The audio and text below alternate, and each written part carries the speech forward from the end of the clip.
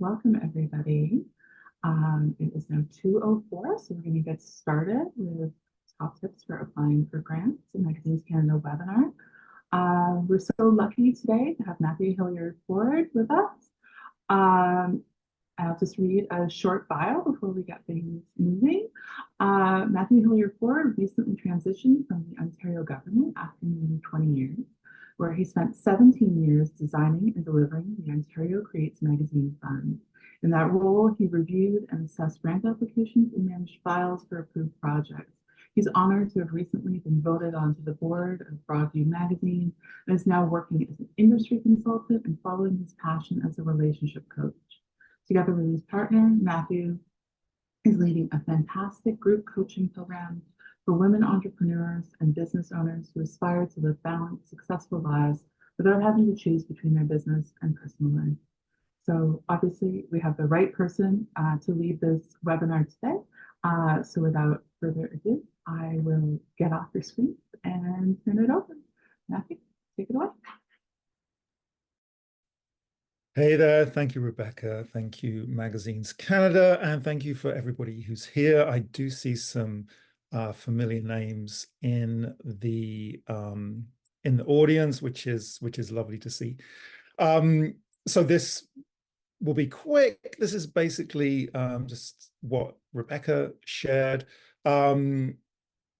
Yeah, 20 years in the Ontario Public Service, and I chose to step away from that in May of this year. 17 years of that was with Ontario Creates, which was formerly known as OMDC, Ontario Media Development Corporation, which is still referred to by some people who remember it from those days. In other eras in my life, I was a filmmaker and a producer. Worked in the film and TV industry, worked as a video store clerk, did pet food delivery, and making and installing playground equipment, amongst a bunch of other things. And it's yeah, it's a pleasure. It's a pleasure to be here and share some of my experience with you all.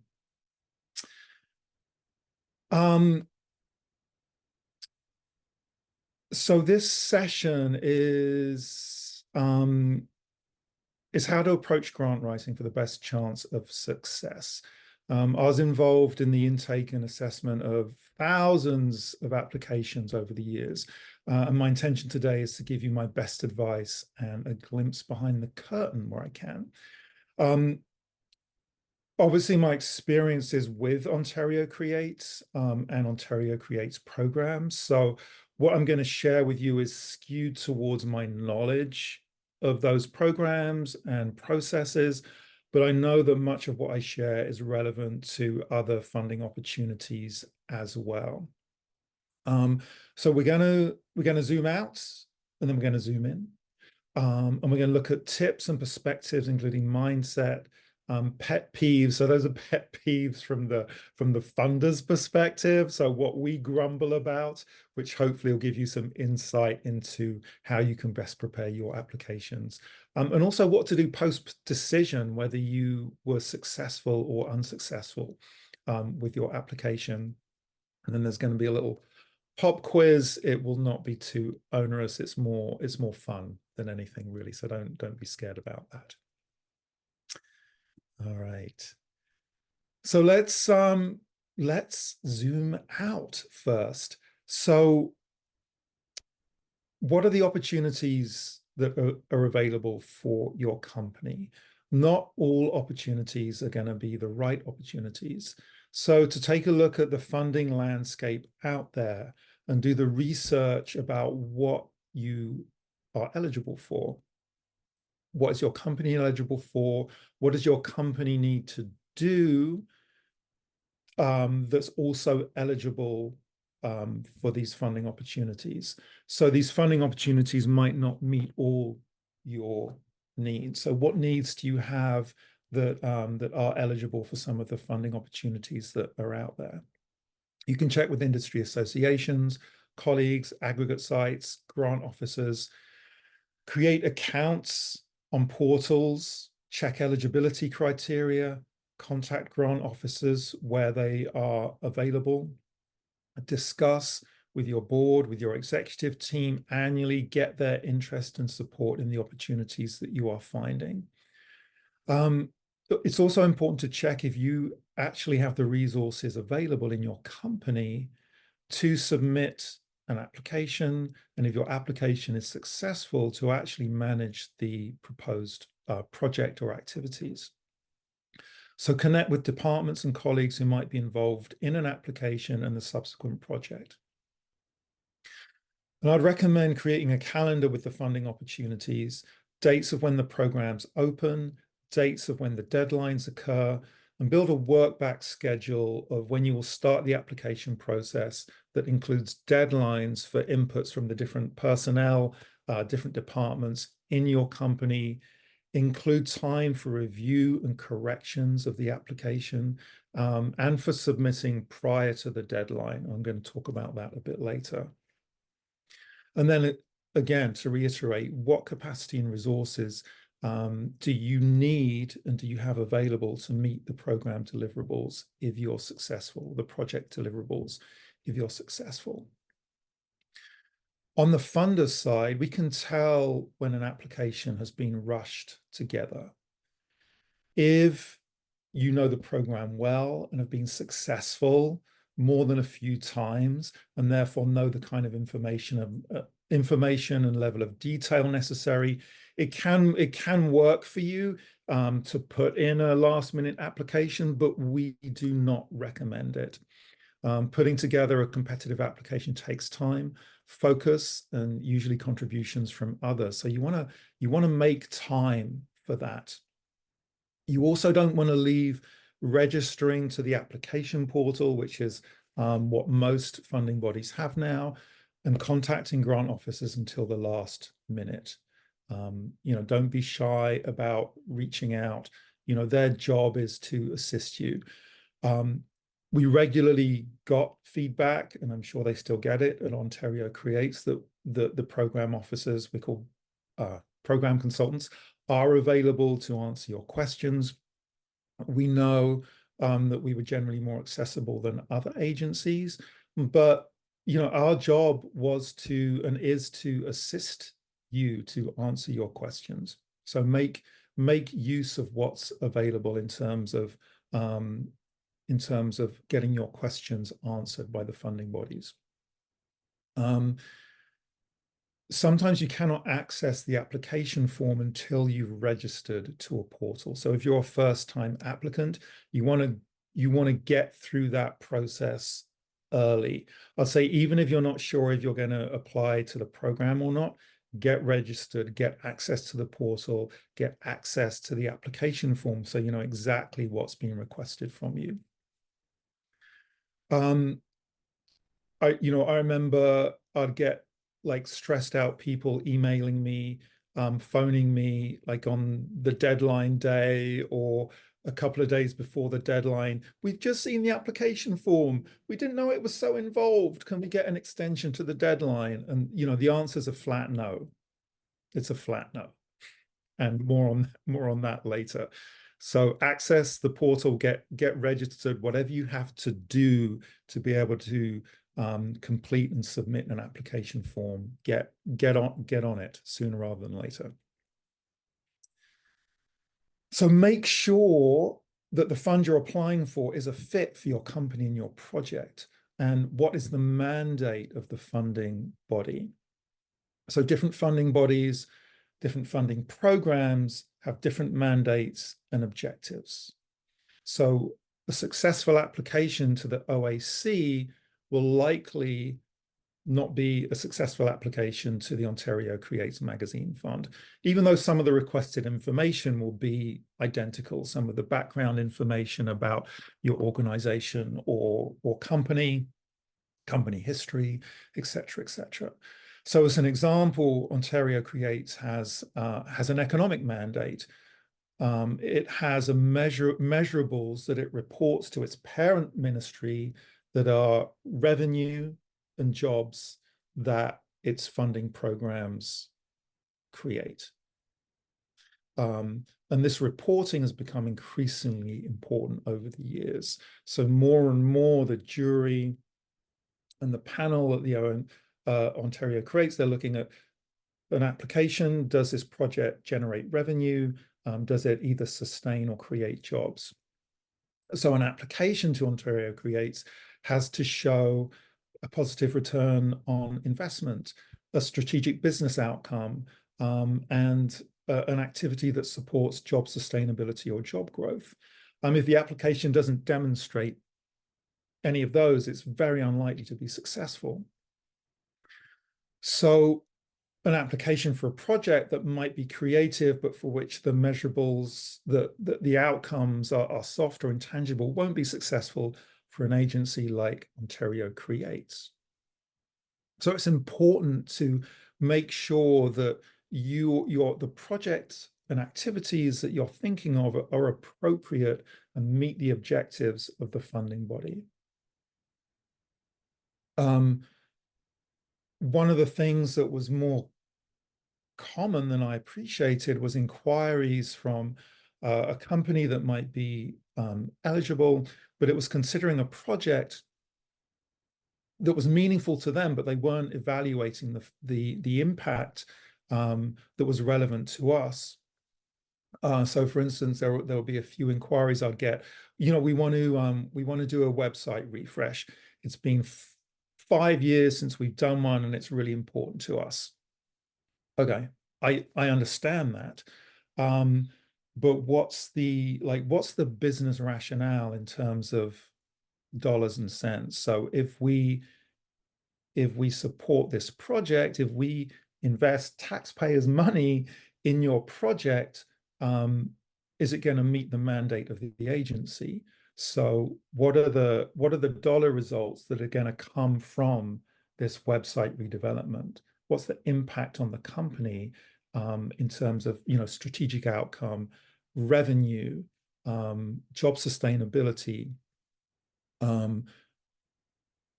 Provide that detail in the application. And sometimes they just hadn't thought about it. They're just like, we need a new website, which again, we understand. But to do the work of delineating the business rationale behind that. So you develop a new website, what's the increase in revenue going to be? Where are these increases in revenue going to come from?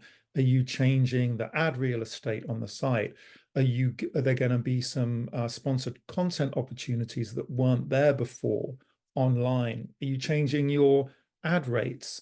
Are you going to be expanding your audience through this reinvigorated web design? Is there a marketing strategy behind the relaunch that you're going to get some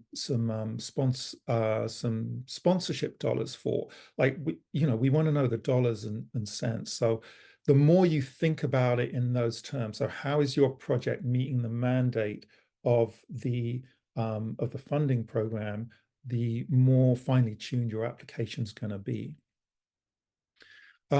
Also, the magazine fund with Ontario Creates, it supports projects only and not core operational funding, and we'd occasionally receive applications requesting money to support the print costs, distribution costs, and editorial costs for the year, i.e., operational costs. And it was clear that they hadn't really spent the time to understand, even though it was written in the guidelines, what the intention of the fund was.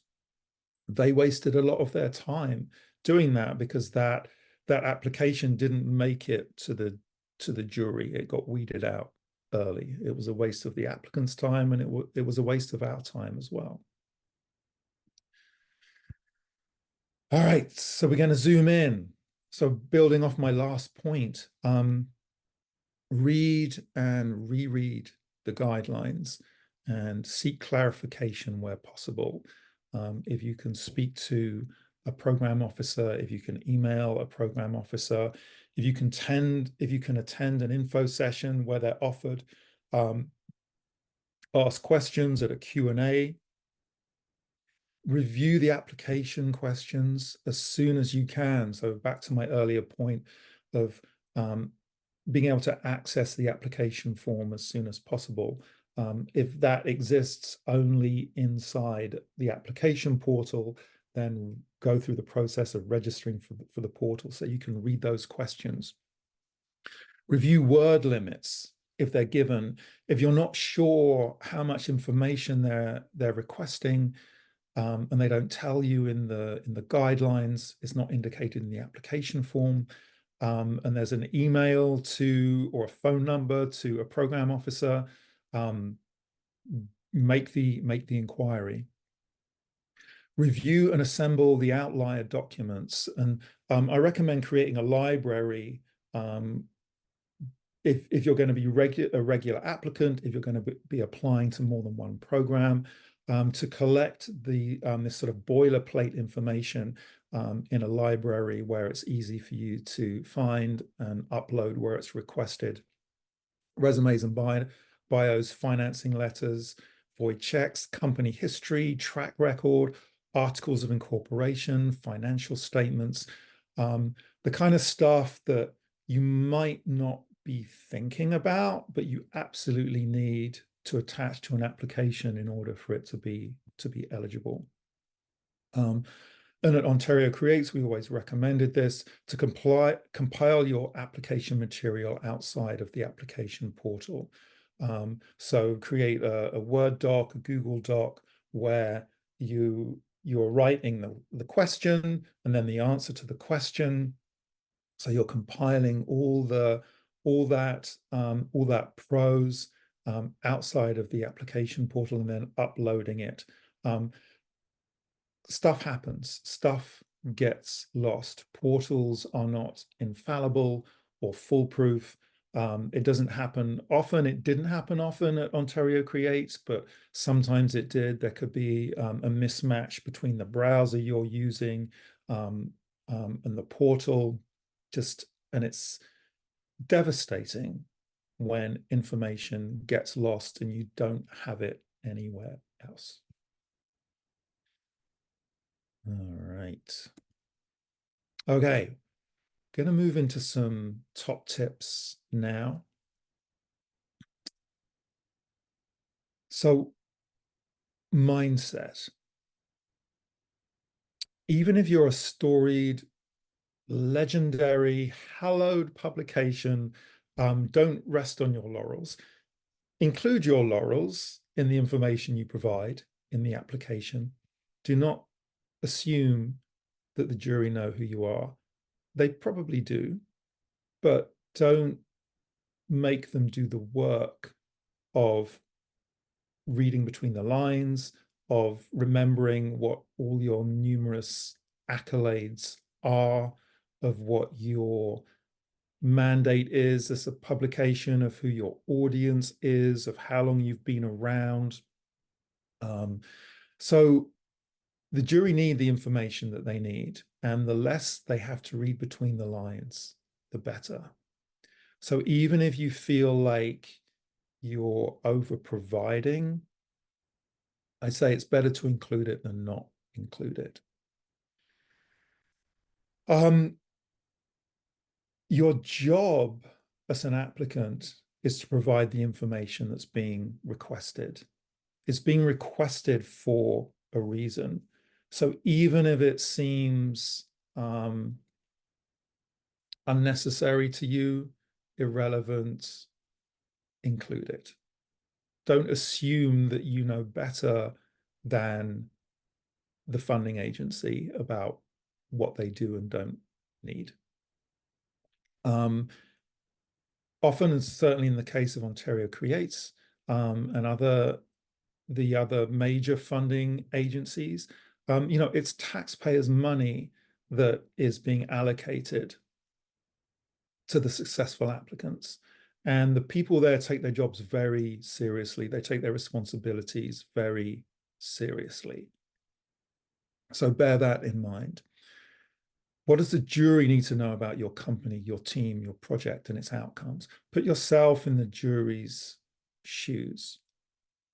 And remember that you're not owed the money. However great you think your company is and your magazine is, however amazing you think your application is, you're not owed the money. Most jurors, and application reviewers honestly want to open your application and have a great experience reading it and want to recommend it. It's the biggest pleasure in that review process to open an application that has everything that has been asked. The information is clear, it's detailed, every question is answered fully. As I'm reading it, I'm not second guessing, like, what did they mean here? What did they mean there? If they mention, we believe that this project is going to earn like $50,000 from various sources, then somewhere else it's going to list what those various sources are. I'm like, oh my God, it mentioned there were various sources, and then it lists the various sources and lists the revenue generated by each of those sources. Like, thank you. Yes, thank you. More of this, please.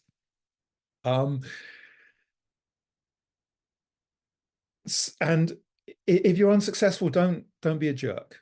You don't know what you're competing against. The only thing you can control is the quality of the application you put in. You do not know what other applications have been received. You do not know the quality of those applications. I would sometimes get complaints from like either unsuccessful applicants, sometimes people who hadn't even applied, but they'd basically read the guidelines and come to a conclusion that we only supported the big guys, and that the system is rigged against the smaller applicants. And I know that we supported magazines that were run out of people's houses, that were run on a part-time basis. Small companies, tiny teams, 2 people, 3 people, 4 people, 5 people. Magazines that only just met like the minimum circulation requirement. Magazines that only just met the minimum eligible revenue requirement because they submitted good applications.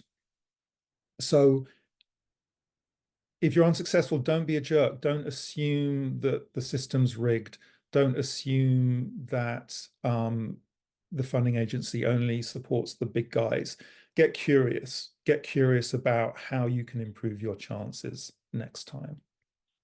And whilst these funding bodies can seem opaque from the outside, like I've been on the other side as well, it's peopled by real humans like you who work there, real humans who read your applications, real humans who, watch Game of Thrones, and whatever the current day Game of Thrones is, and read your applications and make the decisions. So just to reiterate this, the only thing you can control is the quality of your application.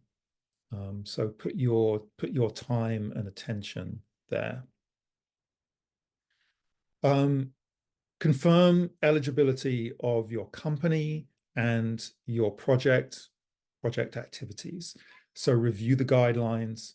Where possible, contact the program officers. Again, we can seem remote, but we are human beings. They are human beings. So where you have the opportunity to connect and ask questions, do it, whether it's by email, phone, in an information session.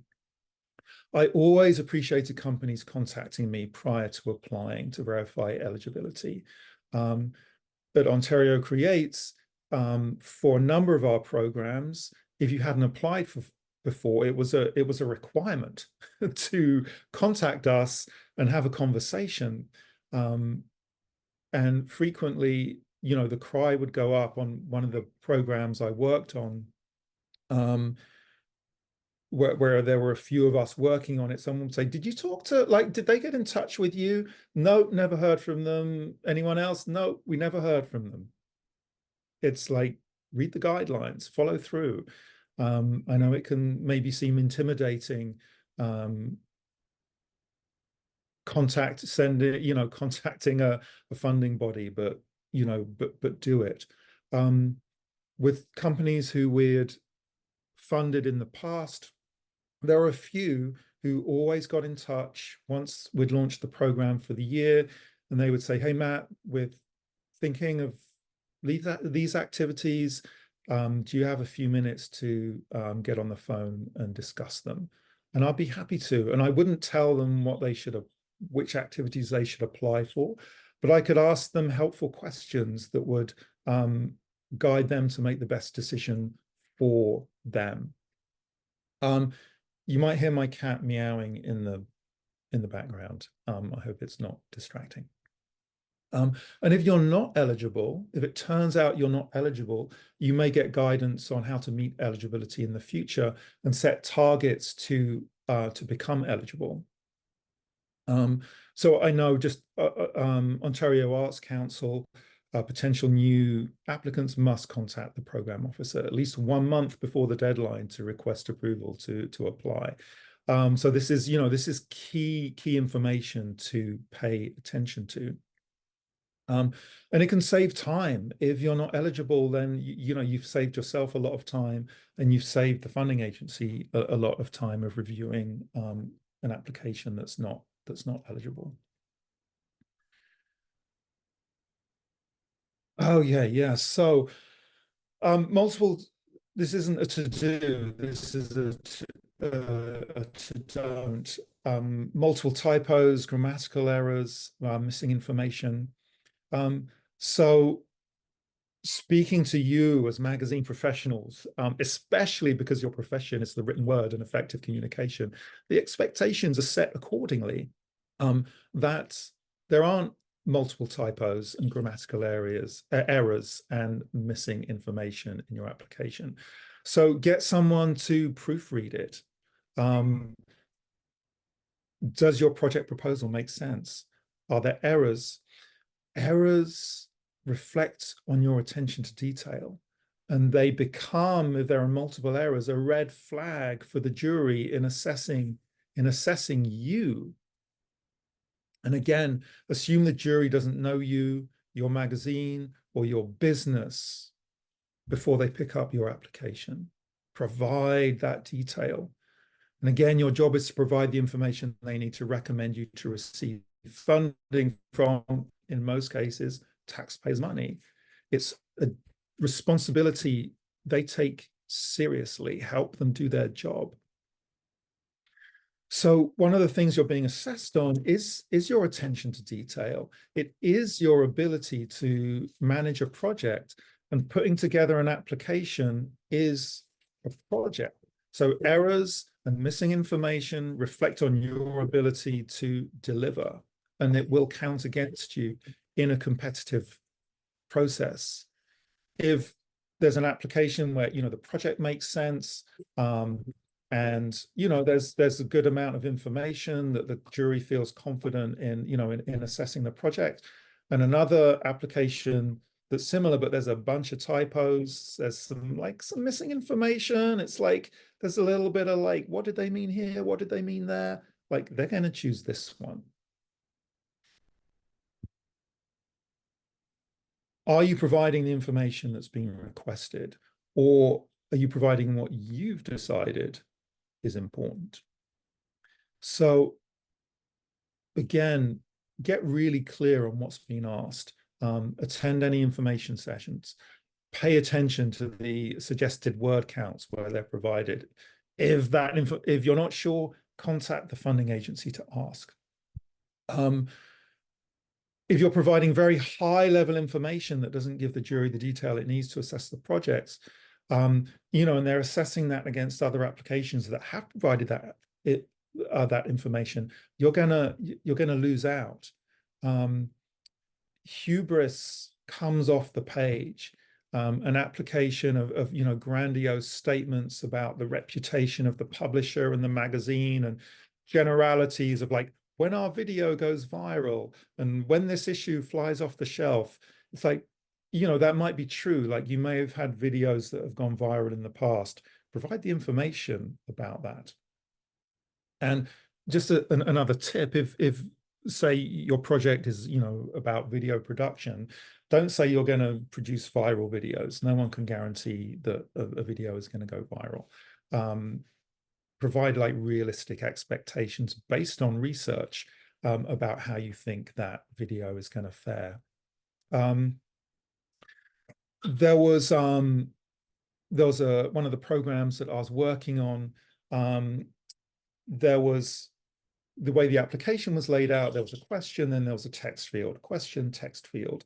And what the applicant had done had written in each text field, please refer to the PDF uploaded in the document section. And the PDF had the question, the answer, the question, the answer. And it was annoying. And the reason why funders request information in the way that they do is because juries are reviewing multiple applications. And in, the intake in the magazine fund was, between 50 and 70, sometimes more applications a year. And it takes a mindset to get into that space of reviewing application after application. And so I'm looking to see certain information in certain places. And if it isn't there, it causes the mental gears to grind and it becomes frustrating. So where someone is providing information in ways that isn't requested, it disrupts that flow, like it kicks us out of that mindset. So help those assessors do their job. It felt like sometimes people were trying to stand out by presenting information in ways that wasn't being requested or being lazy. So if you want to stand out, submit an exemplary application that ticks all the boxes rather than bucking what's requested. And we did this at Ontario Creates. I'm sure every other funding body has a version. We called it eligibility and completeness. So before an application was sent to the jury for review, it was given a review to see if, like a light review, to see if all the pieces were in place. So was the budget there? Were the financial statements there? Did it look like from a quick glance that all the requested information had been provided? Now, Ontario Creates does give, often, not always, and not to be guaranteed, a limited opportunity to address omissions. Like if there was a budget template missing, and all the other information was there, and so it just, look, maybe it was an oversight, you would be given a limited opportunity to address that omission.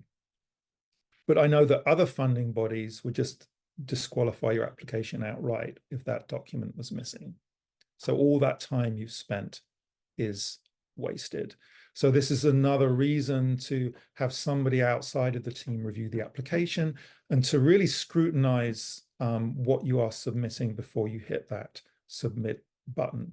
Again, you're being assessed on your ability to project manage, and your application is an expression of your ability to manage a project. Demonstrate expertise or your access to expertise. So say your project involves SEO work. If it's handled internally, who is the person leading the task and what's their experience or training in that task? That kind of information is so reassuring to a jury. And if the activity is new to your company, say your company's never done an SEO project before, provide reassurance in your application that you have in-house expertise. If that doesn't exist, that you're getting external expertise to succeed in this activity. So inexperience isn't a deal breaker. It can be mitigated by bringing in external help or getting staff trained. And you want to mention this in your application. So again, these are financial investments being made in your company. So do the diligence and respect of demonstrating why it's a wise investment.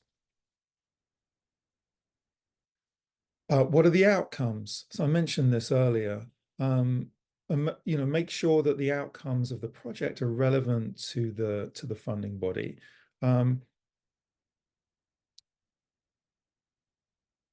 So for Ontario Creates, whose mandate is an economic one, the projects have to the project results have to support that mandate. And sometimes we would get applications where this this project is going to generate. I'll use the example I used before. $50,000 from various sources. It's like, okay, great.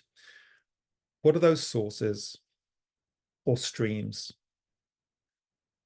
How much is each of those sources or streams going to generate? What's the research to support that revenue generation? Another applicant has provided that information, that detail. So you want to be thinking about that detail again. Do the work of getting granular on the results. Again, I know this definitely applies for Ontario Creates. It's going to apply for some other agencies too. The more detailed and researched your expected results are, the more likely your application is to be successful. And as we all know, there are trends in the industry of like, what's the hot thing to do? Because some publisher or some publishers have appeared to have been successful in it. So there can be assumption that if I as a publisher then go do that thing, I'm also going to be successful in that thing. Like, no, provide some research, provide some data to back up that assumption. If you have a question, ask it. I've said this before, it could be about eligibility. It could be clarifying some other element of the application. It's, again, it can feel awkward approaching a funding agency where an opportunity exists to do so. Please take it. There may be places where they can make exceptions. I don't want to speak on behalf of anybody, but I know one example in my experience was a publisher contacted me. Their page count was significantly below the requirement in the guidelines, but they had a really high publication frequency. It was like twice a month, so way more than magazine publishers generally publish. So we did a calculation that showed that their monthly average page count, so across 2 issues, was something that we were okay with. So we were able to make an exception. So there's no guarantee that your question will be answered in your favor, but I recommend asking it. Budgeting and financing. Are you using the correct template if required? Is your budget total consistent throughout the application? So is your budget total that's listed on your budget template, does it appear the same elsewhere in the application? Are your costs at industry standard rates? I know at Ontario Creates, our jury would be industry veterans. They know the industry standard rates. So don't try and dupe them, hoodwink them, pad them. The jury know. And if the rates are especially high or especially low, then provide a rationale as to why. Have you budgeted for all required costs? Have you included quotes where requested? Get someone else to review the application. I've spoken of this before. Most applications provide some kind of checklist. Use it or create one. Ask someone in your team who wasn't involved in the application to review it. They will spot things that you don't. All right. The deadline is the last day to apply, not the only day. You can apply weeks in advance in most places, and it's far less stressful to do this. I recommend creating a false deadline for yourself and an even earlier one for any internal contributors to the application. Plan your time so you're submitting your application at least the day before the deadline, if not the week before or earlier. Sometimes life happens, but generally requesting an application, an extension to the deadline for any reason smacks of lack of planning is a no-no. If you hear yourself wanting to say, can we get an extension because we've just heard about the deadline, it's a no. We're on vacation. We can submit it when we're back. That's a no. Oh, we're at a conference on the deadline day. Can we submit it when we're back? No. We're at the cottage and the Wi-Fi is terrible, but we'll be back next week. Can we submit it then? No. I've heard all of these. It's a no. You've had 2 months to apply. Don't be coming at me now. What we hear is, I didn't plan properly. I'm not taking this seriously. I'm not trustworthy. I'm going to be late delivering the reports if we're successful. Okay. Seriously, 80 to 90% of applications come in on the last day. We have an IT person standing by on the deadline day, often dealing with multiple issues. It's stressful for the applicants. Some people need password resets, or they haven't fully completed their portal registration, or they're experiencing a weird glitch. Like, don't do this to yourself. Don't do it. It's not necessary. Okay, pet peeves.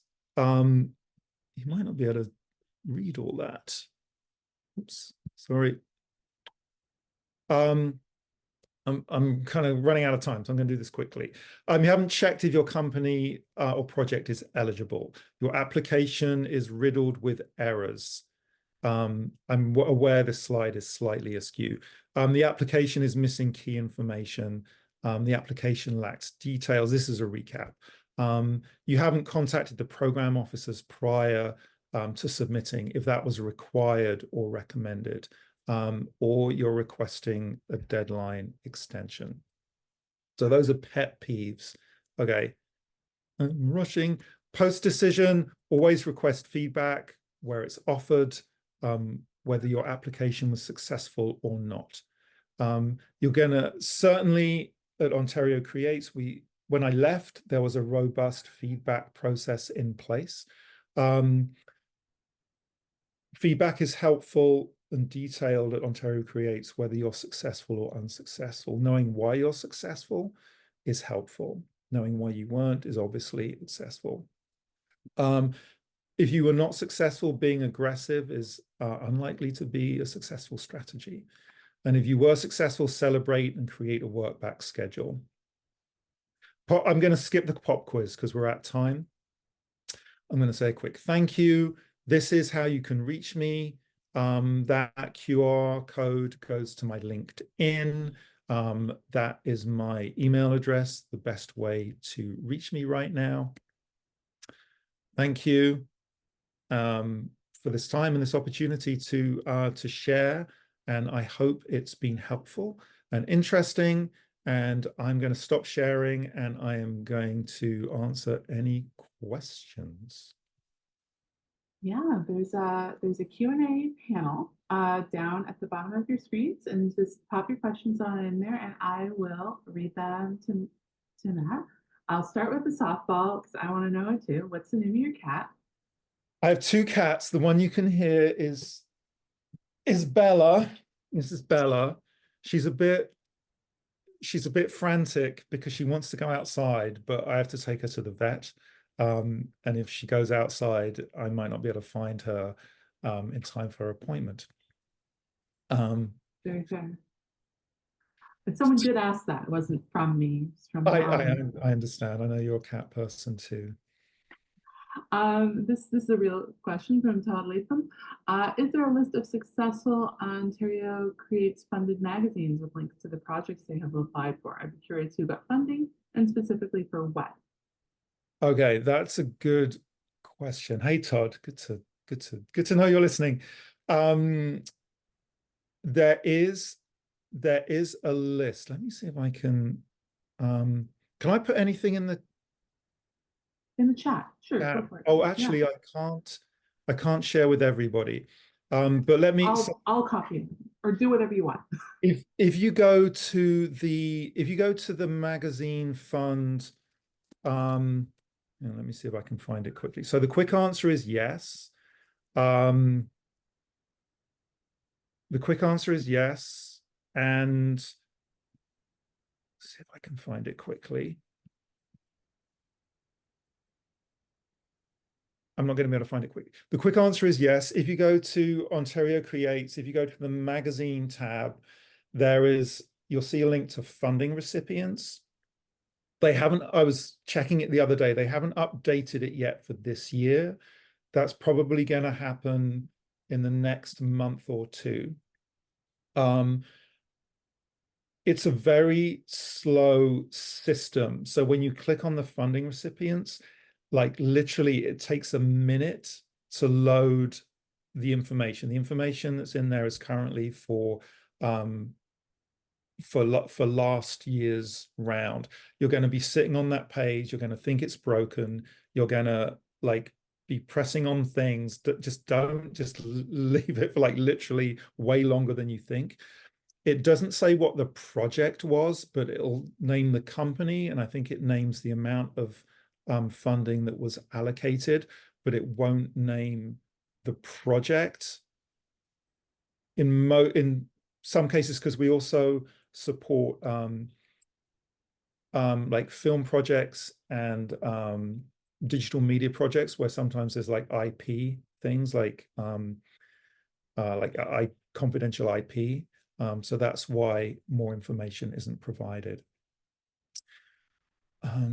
There was a question about receiving the presentation, and yet anybody who signed up will get a link to the recording within the week or so. So it won't come immediately, but it will come, and you have to be behind the Magazines Canada paywall in order to receive it. So stay tuned for that if you want to relive any of the greatest hits. Another question from an anonymous attendee: do you know of any similar grants available in other provinces? I believe that in Quebec there's one similar-ish to the Ontario Creates Magazine Fund, but you would have to check. Creative BC has, I think, a more marketing focused program. I'm not sure what's currently available in Alberta. I know there were moves being made to create something that had some similarities with what Ontario does. I would recommend just like looking around, checking on information that Magazines Canada has, maybe local industry associations.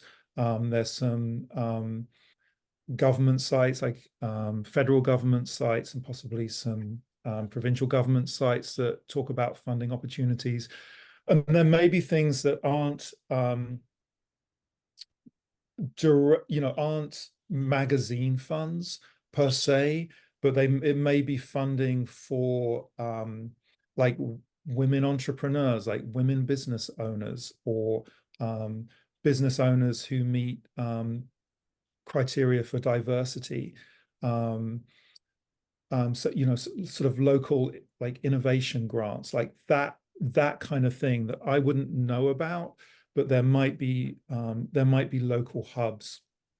So again, they're not specifically designed to support magazine publishers, but there may be criteria that you meet because of your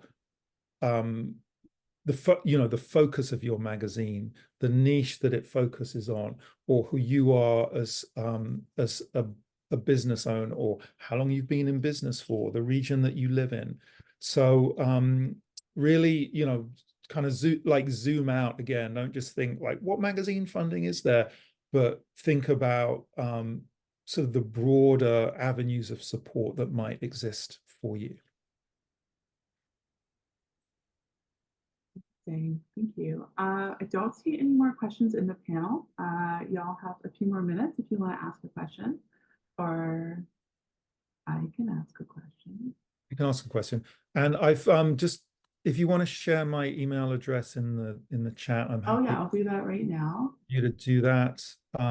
And because I was rushing a bit at the end, I've included my LinkedIn profile as well. What you'll primarily see in my LinkedIn profile is kind of what I'm doing right now, you know, with my partner. It's not exactly, I need to update it actually. But it's about supporting women entrepreneurs in having fulfilled life and business. But I'm available for magazine consultation too. Here's a question from Trayley Pierce. Hey Matt, mostly a quick note to say thank you for all your hard work at Ontario Creates. You were, oh, this is very nice. You were always so sage and helpful for us when we had questions. Can you talk a bit about the role of project-based grants? We've seen a lot of benefits there. Thanks, Trayley. Hey, Charlie, thank you. Thank you for those kind words. And it was always a pleasure to deal with you when I was on Ontario Creates. So yeah, project-based grants. So yeah, so just to re-clarify that, with the magazine fund, it didn't provide operational support. So we weren't going to support your print costs for a year or your editorial costs for a year. But what we would support and what they are supporting is projects. So a project would be something that is finite, you know, occurs in a finite timeline, and has specific results attributed to those activities that occur within that timeline. And so what we were looking at and what we're assessing is applications for projects that had a specific purpose or a set of activities with specific objectives. So it could be website redevelopment. It could be a sales project. So sales and marketing. It could be a particular marketing campaign. It could be a circulation campaign, like a direct mail campaign, you know, with you know, old school snail mail, an email campaign, a social media campaign. So again, something that takes place in a specific timeline, which creates specific detailed results, and you're going to provide all that information. So we would really be wanting to know what the business impact is of this project. It could be, trying to think some of the other examples I can give. So it could be a particular, it could be a particular like themed editorial. So although we wouldn't support editorial costs for a year, you can say, look, we want to do a video series, or an editorial series on this specific theme, wildlife reserves in Canada, and so our editorial costs for this series are, you know, are X amount. We're gonna create X number of pieces of content. Some are going to be sort of traditional magazine editorials. Some are going to be video series. There's going to be some behind the scenes stuff. There's going to be this social media campaign. And this is, and we're going to sell advertising specifically against this this content series. And this is what we're anticipating generating in sponsored content for this series.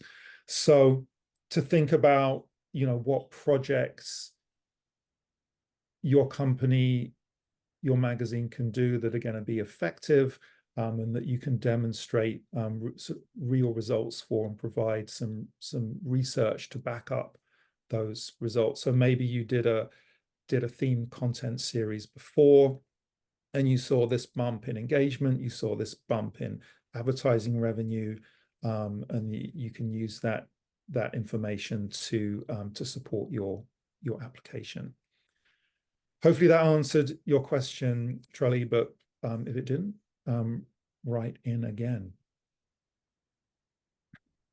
We could slip in one more question, or we could just take 3 minutes to say, what a great webinar. Thank you so much, Matt. This was wonderful. Thank you also to our generous funders at Heritage Canada for making this happen today. Thank you to Michael, who set up the tech, who is not here to be thanked, but I'm sure he's feeling the vibes. Thank you for our audience for being here today, participating, asking great questions. Stay tuned for more. Come out and see us at the end of the month at Word on the Street, where we will have a great panel on Sunday afternoon at 3:30 on Magazine Maker Magic. There's a few slots left in our remote consultant program. If you want to be a late add to that program and go on an accelerated route there, you can still apply on our website. We've got a lot of stuff going on, and it's great. But thanks again. It was fantastic. Goodbye. Thank you again for this opportunity. It's been great. It was great to think about what I wanted to share and what would be helpful, and I hope it has been helpful. And yeah, thank you to Magazines Canada. You know, you've been in existence for a long time, and you know, you've been a pleasure to partner with whilst I was at Ontario Creates, and it's great to see you kind of reinvigorated and really, you know, engaging with the industry again and doing the amazing work that you're doing. Thank you. Thank you. Take care, everybody. Bye.